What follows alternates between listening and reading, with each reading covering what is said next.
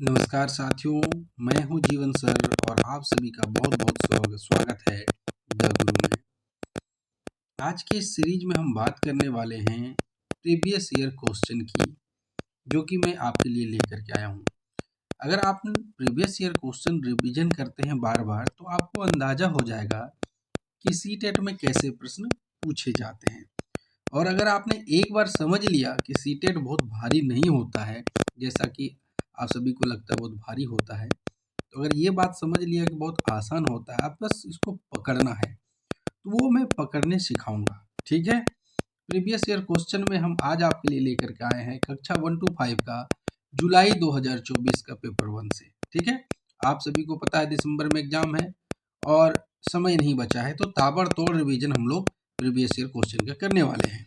तो बने रहिए चैनल में और बेल आइकन दबा लीजिएगा ताकि नोटिफिकेशन टाइम टू टाइम मिले, और ये तब होगा जब आप चैनल को सब्सक्राइब कर लेंगे। तो देखिए, पहला क्वेश्चन है बाल विकास एवं शिक्षा शास्त्र से निम्नलिखित प्रश्नों के उत्तर देने के लिए सबसे सही या उपयुक्त विकल्प चुनिए। शिक्षार्थी अधिगम प्रक्रिया में व्यस्त और सक्रिय रूप से शामिल महसूस करते हैं। कब? तो जब आपको बताना है कि कौन सा आंसर होगा। उनके पूर्व ज्ञान को पृथक किया जाता है। अब याद रखिएगा कि पूर्व ज्ञान को पृथक करना, तो यहाँ पर पृथक को आप घेरेंगे और एक कॉपी लेके बैठ जाइए, नेगेटिव पॉजिटिव लिखते जाइए।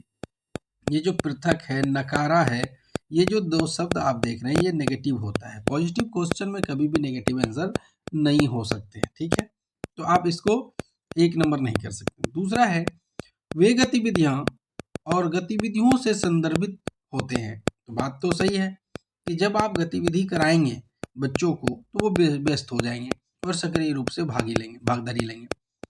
बल अधिगम का बल दोहराव और रटने पर होता है। नहीं, अगर आप रटते तो तोता बन सकते हैं, एक अच्छे शिक्षार्थी नहीं बन सकते हैं।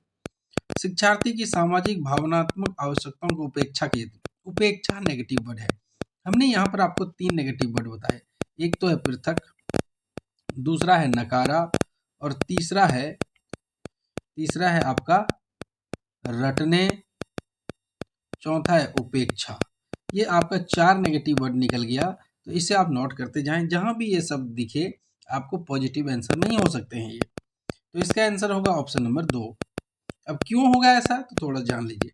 तो अधिगम एक ऐसी स्थिति जहां सक्रिय भागीदारी होती है, और जब सक्रिय भागीदारी होगी तो उसमें रुचि उत्पन्न होने लगेगी, और रुचि जब उत्पन्न होने लगेगी तो बच्चे सीखने लगेंगे। दूसरे प्रश्न को देखते हैं कि दूसरा प्रश्न कहता है कि अभिकथन ए, ठीक है, अभिकथन ए शिक्षकों को कक्षा में प्रभावी संज्ञान सुनिश्चित करने के लिए बच्चों को संवेगात्मक सहारा देना चाहिए। आगे देखते हैं। संवेग एवं संज्ञान एक दूसरे से जटिल रूप से संबंधित होते हैं। तो बात को समझते हैं कि संवेगात्मक सहारा देना चाहिए, उसको सपोर्टिव होना चाहिए, टीचर को सपोर्टिव होना चाहिए। और जब तक आप सपोर्ट करेंगे, क्यों करेंगे? क्योंकि संज्ञान और संवेग एक दूसरे से अलग नहीं है, वे जुड़े हुए हैं। अगर कोई बच्चा आपसे घुल मिल जाता है, आपकी बातों को ध्यानपूर्वक देखता है, तो वो अधिगम करेगा। लेकिन आपको देखते ही वो डरने लगता है, तो आपसे वो डर भी एक प्रकार का संवेग होता है। याद रखिए 14 प्रकार के संवेग बताए गए हैं। तो संवेग और संज्ञान एक दूसरे से जुड़े हुए होते हैं। तो ये बात दोनों की दोनों सही है, और ये व्याख्या करता भी है। ये व्याख्या करता है कि संवेग जब तक उत्पन्न नहीं होगा संज्ञान नहीं होगा। ये दोनों बातें सही है, तो ऑप्शन नंबर 2 हमारा सही हो जाएगा। ए यानी कथन और कारण दोनों के दोनों सही है। तीसरा प्रश्न देखिए कि आमतौर पर सीखने की अक्षमता या कठिनाइयों वाले बच्चे में मानक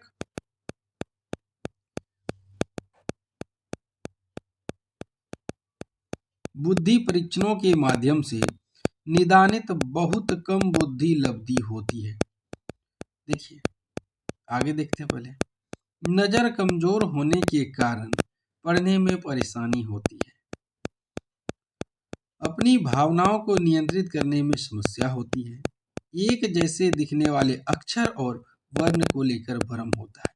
यही तो सही है ना। आप देखिए यहाँ पूछ क्या रहा है, और आमतौर पर सीखने की अक्षमता वाले बच्चों, ऐसा नहीं कि उसकी बुद्धि लब्धि कमजोर होती है, वो तो धीरे धीरे ठीक हो जाता है। अब शुरुआत में सभी बच्चे कमजोर ही होते हैं। नजर कमजोर होने के, यहाँ देखिए दृष्टि बाधित नहीं बोला है, तो नजर कमजोर नहीं, समस्यात्मक बालक नहीं बोला है, यहाँ कह रहा है बच्चे को सीखने में कठिनाई हो रही है। इसका मतलब कुछ ऐसे वर्ण हैं जैसे कि बी और डी, ये एक दूसरे के उल्टे समझ लेते हैं बच्चे। सी को उल्टा सी लिख देंगे, जैसे कि ये बच्चे को अगर आप बी लिखा रहे हैं देखिएगा आप ऐसा डी लिख देगा, कभी कभी एफ ऐसा लिख देगा। तो ये सब उसकी सीखने संबंधी समस्या है, वो अक्षरों को पहचानने में गलती कर रहा है। ठीक है, ऐसा नहीं कि वो दिव्यांग बच्चा है, ऐसा बात नहीं है। तो इसका आंसर क्या होना चाहिए मेरे हिसाब से क्या डी ही होगा आंसर। चौथा प्रश्न देखिए, निम्नलिखित में से कौन सा कथन निम्नलिखित में से कौन सा कथन प्रगतिशील शिक्षा में शिक्षक की भूमिका का सबसे अच्छा वर्णन करता है? शिक्षक बच्चों को स्वतंत्र रूप से कार्य करने के लिए उनके हाल पर छोड़ देते। ये तो गलत है ना। आपके पास बच्चे सीखने का आते हैं और आप उसको अपने हाल में छोड़ दें तो फिर गलत हो जाएगा। शिक्षक का ज्ञान प्राथमिक स्रोत होता है, नहीं ऐसा नहीं। शिक्षक का ज्ञान जो है वो अथाह होता है। अगर अच्छा एक शिक्षक है वो कई प्रकार से आपको सिखा सकता है। तीसरा है, शिक्षक एक सुविधा प्रदाता के रूप में कार्य, हाँ ये सबसे अच्छी है। बाल केंद्रित शिक्षा में, प्रगतिशील शिक्षा में शिक्षक एक सुविधादाता के रूप में होता है, सहायक के रूप में होता है। और चौथा ऑप्शन कह रहा है शिक्षक निर्धारित पाठ्यक्रम को ज्यों का त्यों लागू करता है। ये गलत है।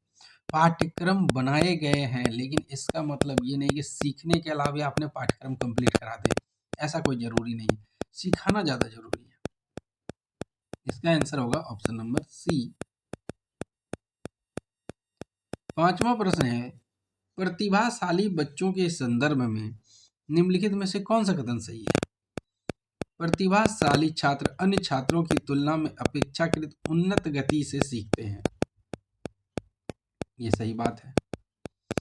प्रतिभाशाली बच्चे निश्चित रूप से शैक्षणिक, सामाजिक और भावनात्मक सभी क्षेत्रों में उत्कृष्ट है। ये गलत है।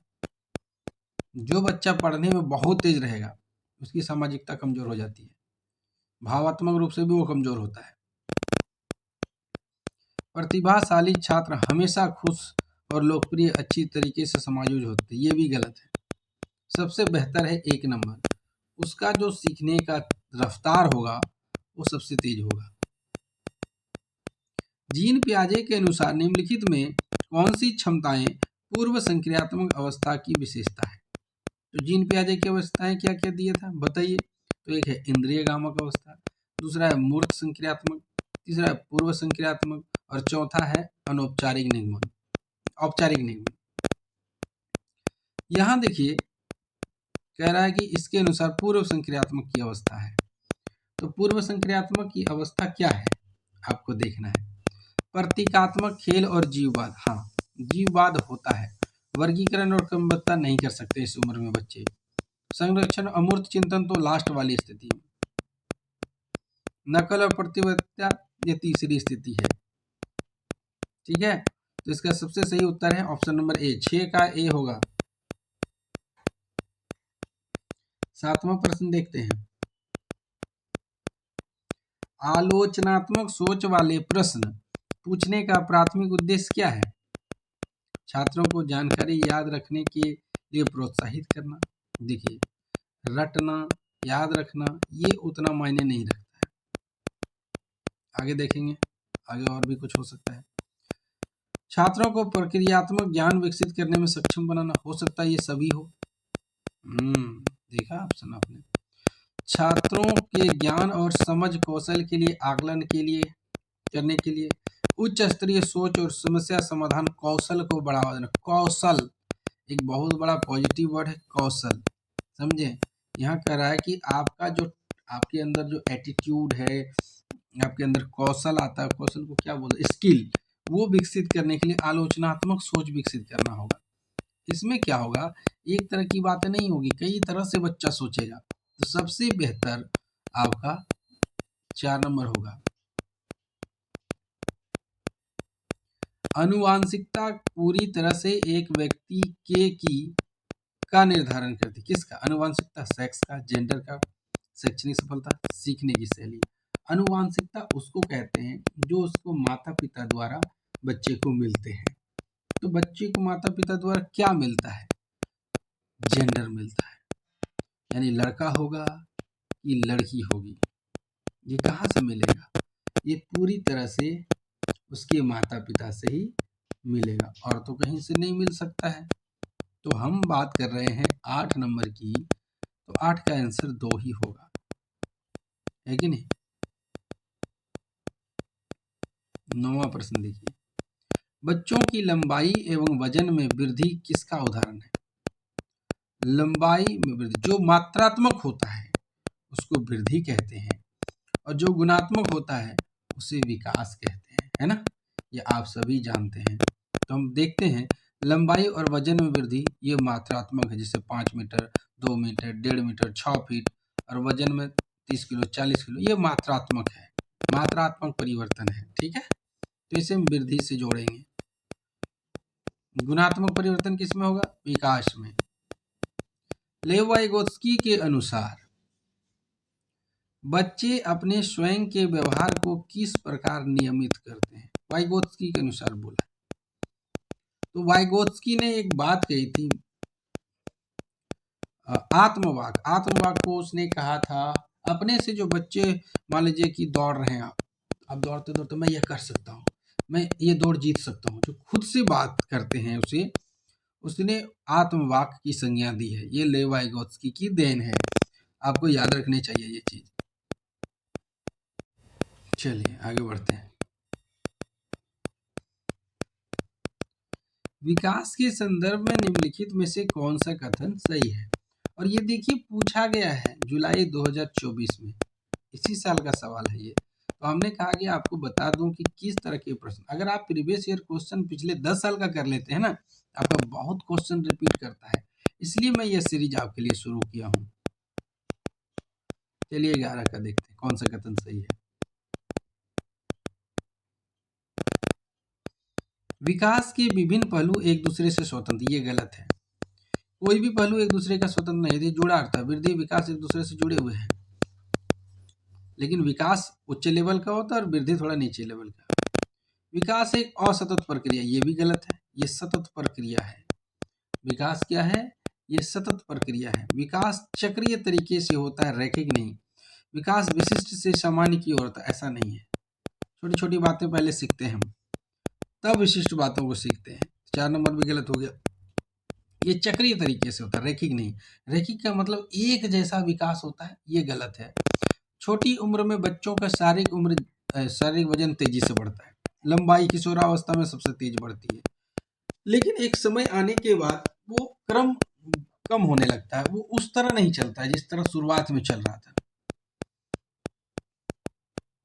इसलिए हम कह सकते हैं कि ऑप्शन नंबर सी सही है। 12वां प्रश्न है, कक्षा 5वीं के बच्चे को तैरने और डूबने की अवधारणाओं को पढ़ाने के लिए संरचनावाद में दृढ़ विश्वास रखने वाले शिक्षकों द्वारा कौन सा शैक्षणिक दृष्टिकोण अपनाया जाए? ये 12वां प्रश्न है। इसका बाकी भाग हम लेते हैं तैरना सिखाने के लिए। तो ये रहा आपका ऑप्शन, निर्देशित खोज, व्याख्यान विधि, वीडियो दिखाना, पावर पॉइंट प्रस्तुतिकरण। अब ऑप्शन को छांटना शुरू करें। अगर किसी बच्चे को पावर पॉइंट दिखा देंगे प्रेजेंटेशन, तो वो तैरने में इतना सीख जाएगा क्या? या फिर वीडियो दिखाएंगे या लेक्चर दे देंगे तो सीखेगा? नहीं। निर्देशित खोज कहने का मतलब, उसे हम ले जाएंगे स्विमिंग पूल के पास, उसमें हम उसे बताएंगे कि यदि घनत्व ज़्यादा है पानी का तो तैरने में आसानी होगी। जैसे मृत सागर में 300 ग्राम 1 लीटर में नमक होता है, तो वहाँ लेट भी जाइएगा तब डूबिएगा नहीं। इसके जल के बारे में उसको बताएंगे, और फिर हम उसके बहुत ऐसी चीज़ें बताएंगे जैसे कि हाथ पैर मारना है। तो ये निर्देशित खोज की वजह से तैरना सिखाने में आसानी हो जाएगी। 13वां प्रश्न है, विभिन्न जेंडर के व्यवहार के बारे में पूर्व कल्पित सामान्यीकरण क्या कहलाते हैं?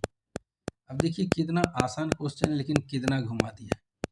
कह रहा विभिन्न जेंडर के व्यवहार के बारे में, लड़का हो तो बाहर का काम करोगे, लड़की हो तो चूल्हा फूकना पड़ेगा, लड़कियों के खिलौने गुड्डे गुड़िया होंगी, लड़कों के खिलौने कार होंगे। ये पहले से हम कल्पना कर लेते हैं, ये जेंडर रूढ़िवादिता कहलाता है। इसको क्या कहते हैं? जेंडर रूढ़िवादिता कहते हैं, लैंगिक रूढ़िवादिता भी कह सकते हैं। चौथा, एक समावेशी कक्षा में, ऑप्शन सभी बच्चे समान पाठचर्या का पालन करते हो और सभी शिक्षार्थियों को समान शिक्षा शास्त्र अपनाया जाता है। दूसरा, विशेष बच्चे हमेशा अपने पाठचर्या पर काम करते हैं। और तीसरा, सभी बच्चों को कक्षा की गतिविधियों तक पहुंच है, वे कक्षा की क्रिया में शामिल होते हैं। चौथा, विशेष बच्चों को जरूरतमंदों बच्चों के आश्रित के रूप, आश्रित नेगेटिव वर्ड है, याद रखिएगा, आश्रित जो है वो नेगेटिव वर्ड है। तो यहाँ पर देखते हैं कि समान शिक्षा शास्त्र अपनाया जाता। अब एक बात बताइए, आपकी कक्षा समावेशी है तो समावेशी कक्षा में सब तरह के बच्चे होंगे और सब तरह के बच्चों में आप एक ही तरह का शिक्षा शास्त्र अपनाएंगे क्या? तो नहीं। इसके लिए क्या करना होगा, आपको सभी बच्चों को के लिए ऐसा करना होगा कि सबकी वहां तक पहुंच हो सके, सब प्रक्रिया में शामिल हो सके, सब मिलजुल कर गतिविधि करें, तभी तो वो समावेशी कक्षा कहलाएगा। तो इस तरह हमारा ऑप्शन सी सही होगा।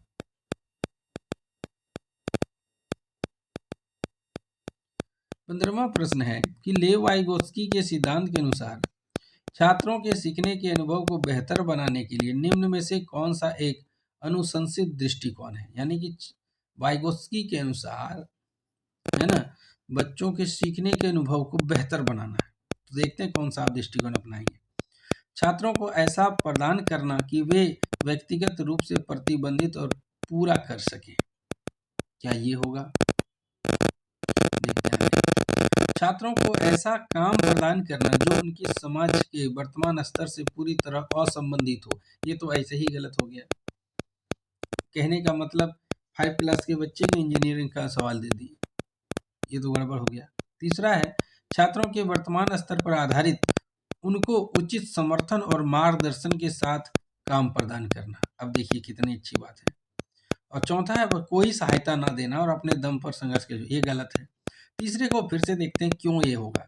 छात्रों के वर्तमान स्तर पर आधारित, यानी अभी जो वो उतना जानता है उसी आधारित सवाल देने हैं या गतिविधियां देनी है और उसे मार्गदर्शन भी देना है। मान लीजिए कहीं कुछ गड़बड़ा रहे हैं तो उसको थोड़ा सा मोटिवेट करना या बता देना है।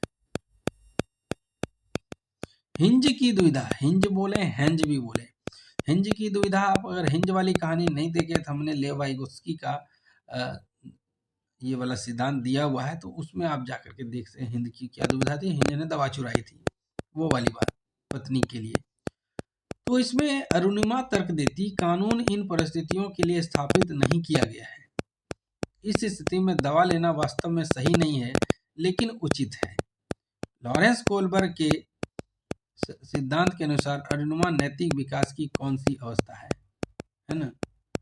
तो ये लॉरेंस कोलबर्ग का सिद्धांत है, नैतिक विकास का सिद्धांत, ठीक है कॉल, उसमें ये कौन सी अवस्था में है? तो अवस्था को देखना है कि बच्ची को इतना पता है कि कानून की नज़र में ये गलत है, लेकिन चूंकि मर रहा है तो ले लेने में ही फायदा है, ये बात को वो जान रही है। तो हम बात कर रहे हैं 16 नंबर की, तो 16 नंबर का आंसर जो होगा वो देखिए नैतिक विरोधाभास। नैतिक विरोधाभास क्यों भाई? कि नैतिकता तो कहता है कि दवा नहीं चुरानी चाहिए, है कि नहीं, लेकिन क्या एक दवा दुकानदार को ये अधिकार है कि वो 10 गुना ज्यादा पैसा ले? तो व्यक्तिगत आधार और लोकतांत्रिकता नाम की भी कोई चीज होती है कि इस पर एक कानून बनाना चाहिए। और जब वो मर रहा था तो ऐसे में नैतिकता उतनी मायने नहीं रखती है, इसलिए ले लेना चाहिए। ये तीसरे नंबर का आंसर सही होगा। 17वां प्रश्न, गणित में खराब अंकों के बारे में बात करते हुए अभी कहता है मुझे अंकों की समझ नहीं है। अभी अपने प्रदर्शन का कारण किसको ठहरा रहा है? योग्यता का अभाव, किस्मत, कार्य की कठिनाई, कोशिश की कमी, आपको ये बताने हैं। तो योगी नाम देखिए अजीब है, अभी तो ये क्लियर कह रहा है कि हमसे ये नहीं होगा, यानी हमारे अंदर वो योग्यता नहीं है, हमारे अंदर मैं नहीं समझ सकता, यानी योग्यता का अभाव वो बता रहा है। किस्मत के बारे में तो कुछ नहीं बोल रहा है।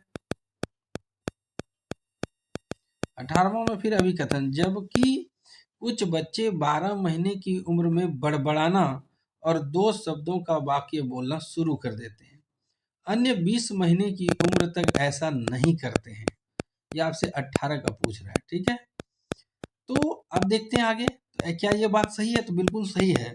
कुछ बच्चे 12 महीने की उम्र में बड़बड़ाने लगते हैं और दो शब्दों का वाक्य बोल लेते हैं, और बाद बाकी ऐसा नहीं करता, 20 महीना में करता है। बिल्कुल सही है। कारण विकास प्रतिमान केवल एक सांकेतिक व्यक्तिगत बच्चों का विकास का भी भिन्न। हाँ, ये भी बात सही है कि एक जैसा विकास नहीं होता है। कोई किसी का देखिएगा आप, कोई पहले चल लेता है तो बाद में बोलता है, कोई पहले बोल लेता है तो बाद में चलता है। तो इस तरह आप देखेंगे कि दोनों बातें सही है, और 2 नंबर जो कारण है वो व्याख्या भी अच्छी तरीके से कर रहा है। तो हम कह सकते हैं इसका आंसर होगा 2 नंबर। ये ए आर दोनों की सही व्याख्या करता है, और ए आर दोनों सही है और ए आर की सही व्याख्या करता है। 19वां प्रश्न, निम्नलिखित में से कौन सा एक अच्छी तरह से तैयार किए गए आलोचनात्मक सोच वाले प्रश्नों की विशेषता नहीं है? नेगेटिव क्वेश्चन, ध्यान रखिएगा, नहीं जहां भी मिले उसे अंडरलाइन कीजिए। यह उच्च स्तरीय सोच और समस्या समाधान के कौशल को बढ़ाता है, ये तो है। यह खुला प्रश्न है और कई उत्तरों, ये भी है आलोचनात्मक सोच वाले। यह मुख्य रूप से तथ्यात्मक जानकारी पर आधारित, ये गलत है। तथ्यात्मक जानकारी का मतलब एक सटीक आंसर होगा, हाँ बस इतना ही, ये नहीं होता है।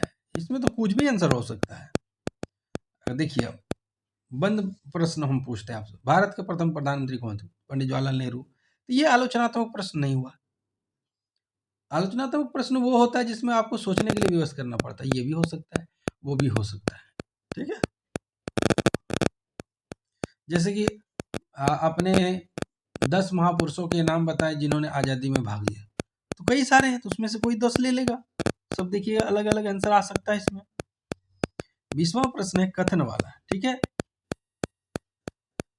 शिक्षकों को बच्चों के साथ काम करते समय लगातार अपने स्वयं के दृष्टिकोण और पूर्वाग्रहों की जांच करती रहनी चाहिए।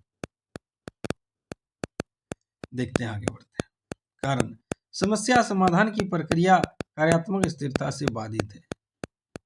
ये मुझे अलग लग रहा है दोनों, ठीक है। अब देखते हैं ऑप्शन में।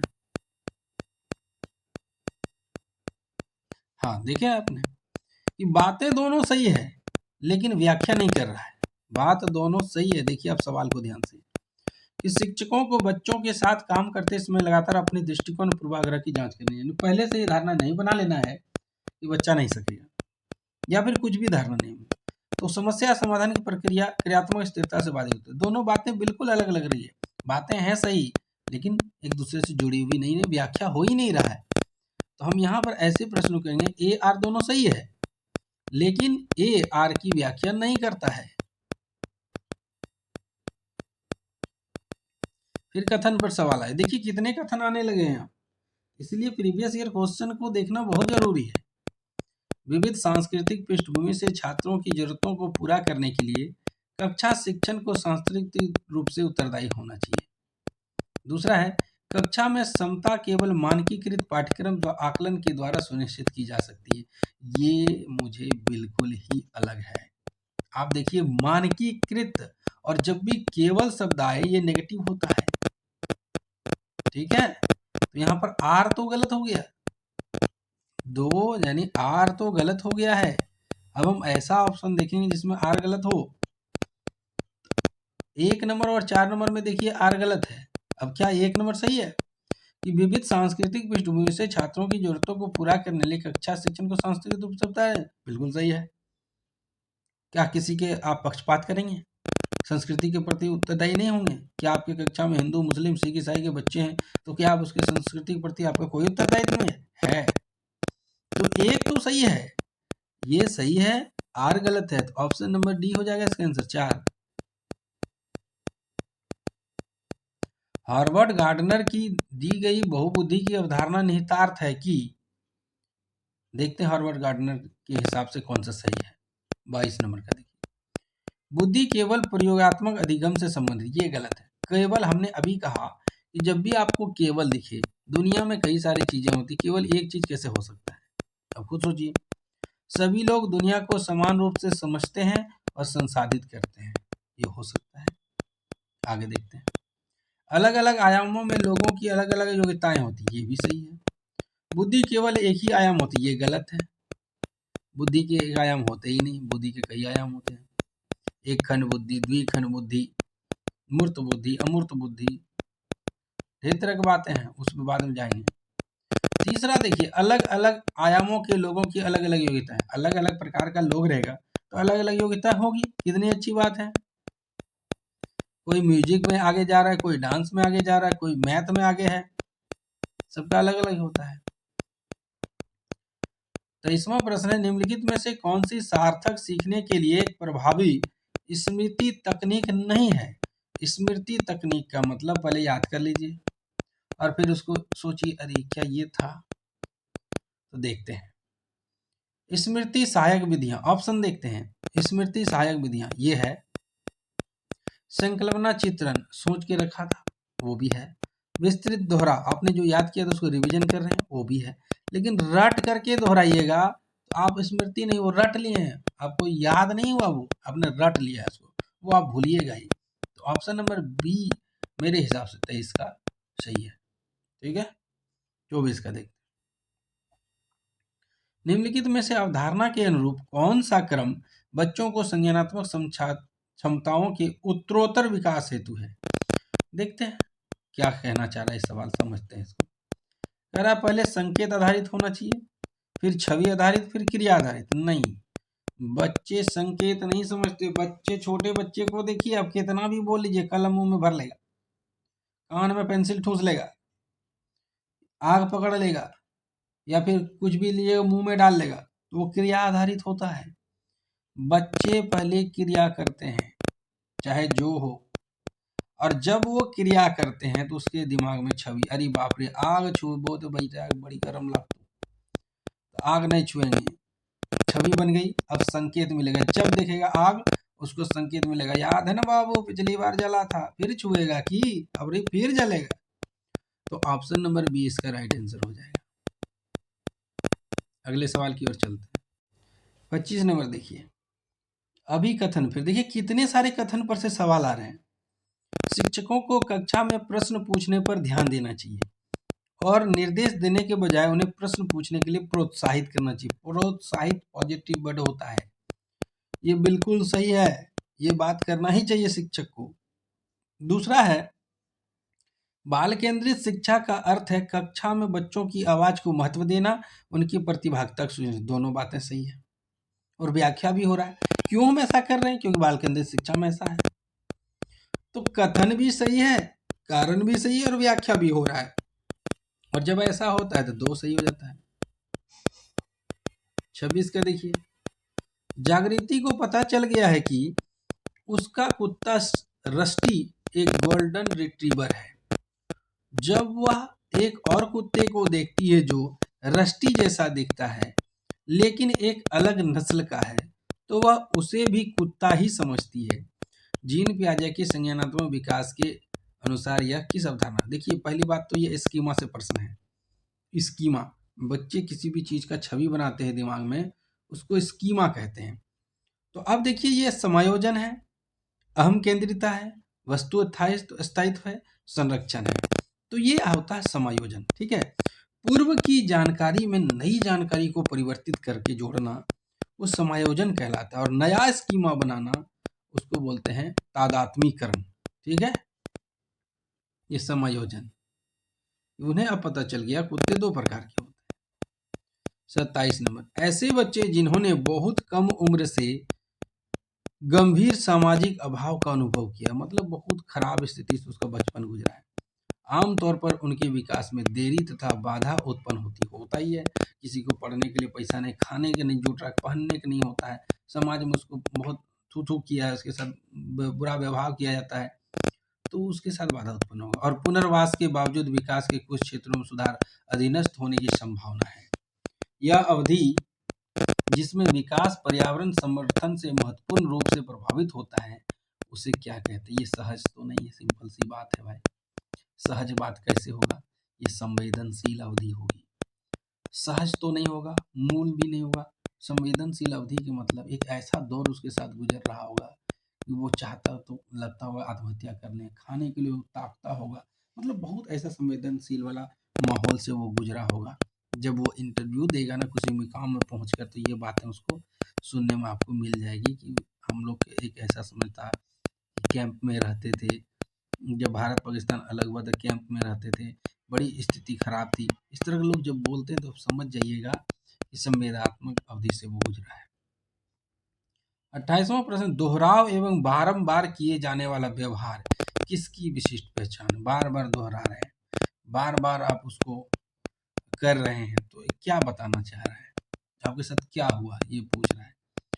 तो मस्तिष्क पश्चातघात की नहीं, ये मस्तिष्क पश्चात मतलब मेंटल डिसऑर्डर है क्या? ऐसा कुछ नहीं है। स्वलिन क्रम विकार, देखिए हम लोग क्या होता कविता पढ़ते हैं, खूब लड़ी मर्दानी वह तो झांसी वाली रानी थी, खूब लड़ी मर्दानी वह तो खूब मर्दानी झांसी रानी। ऐसे जब उटपटांग स्थिति होने लगता है तो हम बार बार उसको दोहराते हैं, तो हम क्या कहते हैं, हमारा क्रम गड़बड़ा जाता है। ऊपर का 4 लाइन याद किए, नीचे का 2 लाइन भूल गए, ऊपर का 2 लाइन याद किए, बीच का 2 लाइन भूल गए, यानी क्रम में विकार हुआ है, ऐसा कुछ बात उसके साथ नहीं हुआ है। नेक्स्ट है कि निम्नलिखित में से कौन सा निरंतर और व्यापक मूल्यांकन का समर्थन करेगा? सतत और व्यापक मूल्यांकन, ठीक है, चलिए देखते हैं। मानकीकृत बुद्धि परीक्षण, मानकीकृत बुद्धि परीक्षण पहला है ऑप्शन आपका। दूसरा कह रहा है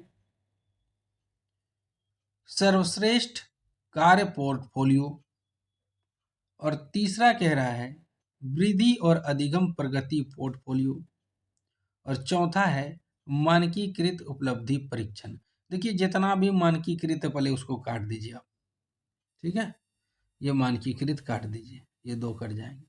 अब रहा सर्वश्रेष्ठ कार्ड पोर्टफोलियो, तो सर्वश्रेष्ठ कार्ड पोर्टफोलियो में तो जो कमजोरियां रही उसके बारे में तो पता नहीं चला, लेकिन वृद्धि और अधिगम की प्रगति पोर्टफोलियो में कि कैसे बच्चे सीख रहे हैं, पहली तिमाही में क्या स्तर था, दूसरी में क्या हुआ, तीसरी में क्या हुआ, तो वृद्धि और अधिगम के साथ साथ कितनी प्रगति हुई, ये वाला ज़्यादा अच्छा मेरे हिसाब से है, क्योंकि यहाँ कह रहा सतत और व्यापक मूल्यांकन का बात, ठीक है।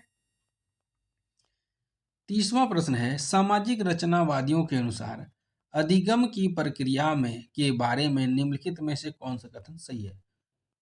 अधिगम अर्थ निर्माण की एक सामाजिक प्रक्रिया है। अधिगम एक व्यक्तिवादी प्रक्रिया जो अलगाव में होता है। अधिगम केवल कक्षा या औपचारिक शैक्षणिक विन्यास में होता है। अधिगम एक निष्क्रिय प्रक्रिया है जो केवल अवलोकन के माध्यम से होता है। हमने आपको अभी 2-4 ठो नेगेटिव वर्ड बताए थे, क्या आपने वो बात को ध्यान देखा? यहाँ देखिए केवल, केवल, अलगाव, तो ये क्या है? ये नेगेटिव वर्ड है कि नहीं? क्वेश्चन पॉजिटिव है, सही पूछ रहा है आपसे। अधिगम अर्थ निर्माण की एक सामाजिक प्रक्रिया है, कोई जरूरी नहीं कि किताबें पढ़ेगा तब ये बच्चा सीख सकता है, बिना पढ़े लोग नहीं सीख सकते क्या? बिल्कुल सीख सकते हैं, है कि नहीं? तो 30 का ऑप्शन नंबर ए होगा। ये हमने 30 क्वेश्चन आपको जुलाई 2024 के बताया, तो सीडीपी का मैं दूसरा क्वेश्चन लेके आऊंगा, ये इसे आप पार्ट 1 के रूप में समझें। सीडीपी 2024 का पार्ट 1, उसमें डेट आप देखिएगा लिखा हुआ रहेगा, आप समझ जाएंगे कि 10 साल का हम आपको करा देंगे। सीडीपी पहले कंप्लीट करा देते फिर दूसरा आपके लिए लेकर के आएंगे। तो फिर से आग्रह करूंगा, अगर चैनल आपने सब्सक्राइब नहीं किया तो कर लीजिए। वीडियो को अंत तक यहाँ तक आपने देखा, इसके लिए बहुत बहुत धन्यवाद। और और ज़्यादा क्या कहें, आप लोग तो समझदार हैं तो ज़्यादा से ज़्यादा शेयर कीजिए और प्रीवियस ईयर क्वेश्चन को जरूर बनाइएगा। मायने ये नहीं रखता आप कितना पढ़ करके जा रहे हैं, मायने ये रखता आपको कितने अच्छे तरीके से आएगा सवाल हल करना। तो यदि आप प्रीवियस ईयर क्वेश्चन देखेंगे तो आपको एक लिंक मिलेगा, आपके दिमाग में ये छवि जाएगा, अच्छा ऐसे प्रश्न पूछता है, ठीक है। चलिए मिलेंगे अगले वीडियो में, तब तक के लिए धन्यवाद।